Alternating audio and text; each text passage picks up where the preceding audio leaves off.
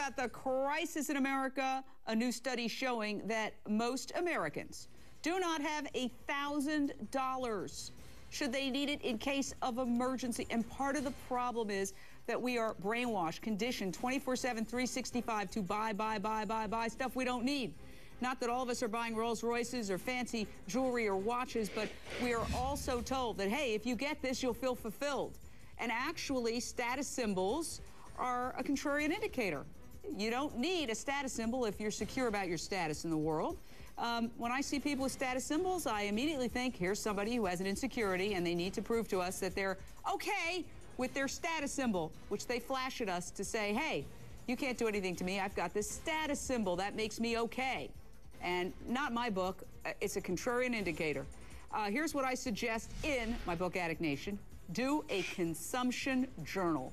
I did this, and it was an eye-opener. Take a notebook and write down everything you buy, consume, or dispose of, like plastic bottles, plastic bags, everything you buy, you eat, you consume, you dispose of for 5 days. And you will become disgusted with yourself, and it will be a revelation. I want to go to Chris Markowski.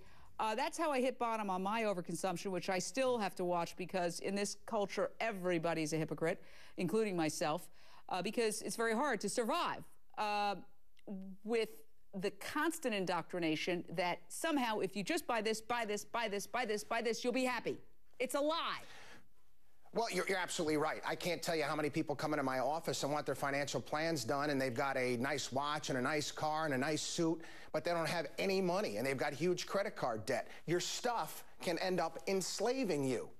And one of the keys to being financially independent is when you have more money than your neighbors and they don't have a clue. So I agree with you completely on the status symbol. One of the other gentlemen mentioned about the 100 stuff that he got himself down to. This is where I kind of disagree. He got rid of his woodworking tools and his camera. You don't want to get rid of things that you truly love. If you have a hobby or if you have a passion, there's nothing wrong with having that. To me, it's my family. I like having money so I can spend time with them. But, you know, I can't understand why I would throw anything like that away. So, you know, everybody's got to find what they like, but you have to pay yourself every single month and put money away. Well, you're absolutely right. One of the big problems as I researched this, credit. Remember the days where we put things on layaway? I used to do that when I was a kid. I wanted something. I'd say, here, I'll give you a down payment now. I'm going to save up. No, it doesn't matter what you want. You can get it, buy it, and then, oh, when the bill comes, you don't have the money. Oops. All right, Tom, California, your question or thought, Tom? Well, it's a comment more than a question because I totally agree with you that a lot of people shop unnecessarily for so many things that they could really do without it right now, and they could wait a little while until they save up the money to buy those things. One way I've been able to do it, and I don't think I have a large income. Me and my wife's income is about $65 a year, and I'm on Social Security disability too.